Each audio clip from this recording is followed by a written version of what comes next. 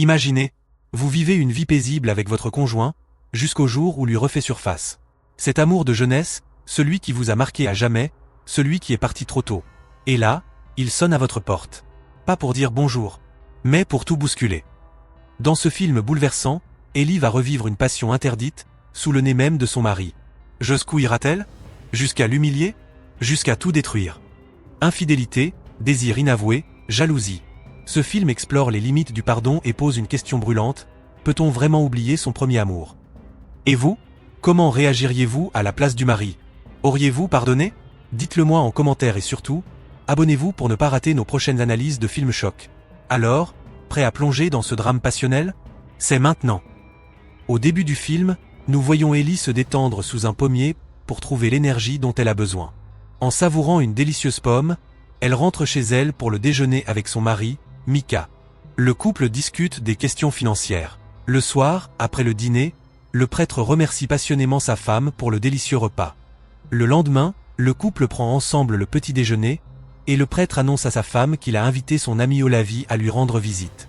Lorsque son mari part rejoindre son amie, l'héroïne décide de nettoyer la maison et d'aller chercher un bouquet de fleurs sauvages. La nuit, Ellie n'arrive pas à dormir, car elle pense sans cesse à l'invité. Au réveil, Ellie entend l'arrivée d'une voiture au loin. Elle regarde par la fenêtre et voit que les hommes sont déjà arrivés. Elle décide de les rencontrer sous le porche. Ellie est choquée, elle n'en revient pas. Il s'avère qu'Olavie connaît la femme depuis 15 ans et qu'il est même allé chez ses parents pour demander sa main autrefois. L'héroïne a de bons souvenirs avec Olavie. Le prêtre montre le jardin à son ami, tandis que la femme entre dans la pièce et s'écroule en larmes, se rendant compte que son véritable amour n'est rien d'autre qu'un simple invité. Maintenant, à la tombée de la nuit, tout le monde va se coucher. Ellie se réveille en entendant des bruits étranges en provenance du salon. Il s'avère que l'invité surveille constamment la femme de son ami. Le lendemain, les hommes décident de se baigner dans le lac. Ils discutent de la vie privée d'Olavie, qui sortait avec une femme mariée. Parallèlement, le prêtre partage son expérience de la vie familiale. De retour à la maison, le prêtre fait écouter un disque vinyle à son ami, qui propose à sa femme de lui accorder une danse. Ellie décide de se lever tôt pour aller nager et se vider la tête. Elle est perturbée par la présence de son ex dans leur maison, mais son mari promet qu'Olavie partira bientôt. Après quoi, il se dépêche d'aller travailler. L'invité a entendu le départ du prêtre. Il s'est approché de la fenêtre et ne cesse d'observer Ellie, qui étendait du linge sur la corde. Plus tard, Ellie prépare le dîner, et l'invité s'approche pour lui parler alors qu'elle débarrassait la table. Olavie lui propose d'aller se promener sur la côte. L'homme lui parle de son nouveau travail, et il décide de passer du temps avec les animaux. Sur le chemin du retour, il rencontre Micah, qui les conduit à la maison. Ellie a décidé de faire un masque avant de se coucher. Son mari s'approche d'elle pour obtenir l'attention de sa femme. Après quoi, le couple s'amuse activement dans la chambre à coucher. Olavie, d'apparence frustrée, écoute tous les bruits provenant de la chambre de son ami tout en prenant le thé. Le lendemain matin, Ellie va se baigner de bonne heure. En rentrant chez elle, elle aperçoit Olavie. Il profite de la tranquillité et écrit quelque chose dans son carnet. Elle s'approche et lui propose d'écouter le sermon de son mari à l'église. Après la messe, le prêtre dit au revoir à sa femme et l'informe qu'il doit partir en voyage d'affaires pour un certain temps. Pendant qu'ils discutent, Olavie escorte le prêtre jusqu'à la camionnette. Le prêtre demande à son ami de prendre soin de sa femme et de l'aider à la maison. Sur le chemin du retour, Olavie attire constamment l'attention d'Ellie par ses plaisanteries. Il parle de l'image de la femme idéale et fait constamment des allusions.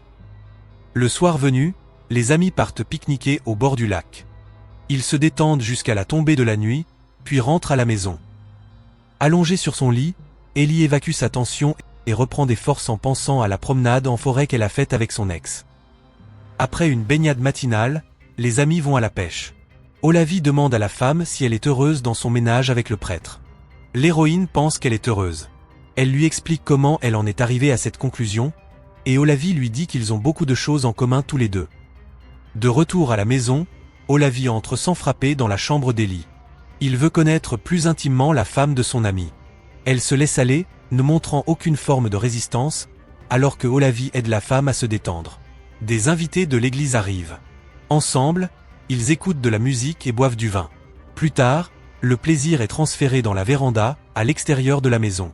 L'un des invités demande à l'héroïne de faire chauffer le sauna. Après avoir chauffé le sauna, elle retrouve Lena et Olavie. Les deux copains prennent un bain de vapeur et invitent Ellie à se détendre elle aussi. Ellie refuse. La femme n'aime pas que son ex ait un béguin pour Lena. Elle se précipite dans l'intimité de sa chambre. Tard dans la nuit, les invités ainsi qu'Olavi vont s'amuser. Ellie reste seule dans la maison. Le matin, Olavi retourne chez son ami. À son arrivée, Ellie est en train de couper du bois. Olavi pense que la femme de son ami est en colère, mais Ellie ne confirme pas sa conjecture. Elle invite son ex à faire une course dans le lac. La femme se déshabille devant Olavi. Il la regarde attentivement, le prenant comme une invitation. Olavi se déshabille à son tour. Elle entre la première dans l'eau. Le couple se baigne dans l'eau fraîche. Rafraîchie, Ellie retourne sur le rivage. Sur le chemin du retour, la femme prend la main d'Olavi. Elle veut passer du temps avec lui dans la forêt. Lorsqu'ils s'arrêtent, ils entendent de la musique forte provenant de la maison. Le mari de la femme est rentré d'un voyage d'affaires. Il partage ses impressions sur son voyage missionnaire. En fait, Mika est très heureux de l'arrivée d'Olavi et pense qu'il a bien veillé sur sa femme. En fin d'après-midi, sa femme et lui s'amusent activement dans la chambre à coucher.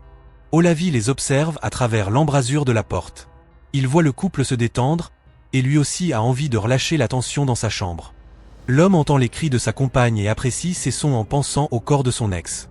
Le matin, Mika demande à son ami quels sont ses projets d'avenir. Il n'a pas conscience de l'attirance entre son ami et sa femme. Lorsque le prêtre part travailler, Ellie propose à son ami d'aller se promener. Olavi refuse et semble vexé. Il veut s'immerger dans le travail. Alors, elle va se promener dans la nature en compagnie de son chien pour évacuer les pensées négatives. Sur le chemin du retour, Ellie rencontre Olavi. L'homme a un comportement étrange. Il se rend compte qu'Ellie et lui sont attirés l'un par l'autre. Il avoue qu'il est jaloux d'elle et de son ami. Avant de rencontrer Mika, Ellie et Olavi avaient une relation étroite, et il est clair que ce dernier a toujours des sentiments pour elle. La femme raconte à Olavi comment elle a rencontré son mari. Elle ne pouvait pas attendre Olavi pour le reste de sa vie et a décidé d'être heureuse avec un autre homme. Plus tard, la femme repense à sa conversation avec Olavi. Pour se changer les idées, elle décide d'aller se baigner. Tôt le matin, elle propose à son ex d'aller se promener. Ils partent ensemble en bateau vers un beau lieu de pique-nique qu'Ellie a repéré. Ils s'installent dans une clairière au bord du lac, à l'abri des regards indiscrets. La femme accorde une attention particulière à son ex et préfère ne pas se presser. Olavi l'aide progressivement à se détendre. Les amis font les choses correctement dans la nature, sans que personne ne les voie. Après un long moment de partage, Ellie a obtenu exactement ce qu'elle voulait et commence à se préparer à rentrer chez elle. Mika les rejoint à la maison. Ellie se rend dans la chambre à coucher pour évacuer ses émotions. Les hommes discutent dans la véranda de la vie de Mika avant son mariage avec Ellie. L'héroïne se prépare et descend. Olavi est fâché de l'attention que Mika porte à sa femme. Il veut retourner à Helsinki, mais le prêtre pense que son ami devrait rester. Après le dîner, Mika veut passer du temps avec sa femme. Son insistance agace Ellie. Elle s'emporte contre son mari. Elle en a assez de l'attention de Mika. Elle va se baigner pour se remettre de ses émotions. Elle se sent irrésistiblement attirée par son ex-petite amie. De retour dans la chambre à coucher, elle regarde son mari. Il attend qu'elle lui parle. Ellie s'excuse auprès de lui, comme pour annoncer qu'elle allait faire une bêtise. Elle se rend dans la chambre d'Olavi. L'homme est éveillé et le couple commence à s'embrasser. Mika entend le plafond se fissurer à cause du plaisir actif de sa femme et de son ami.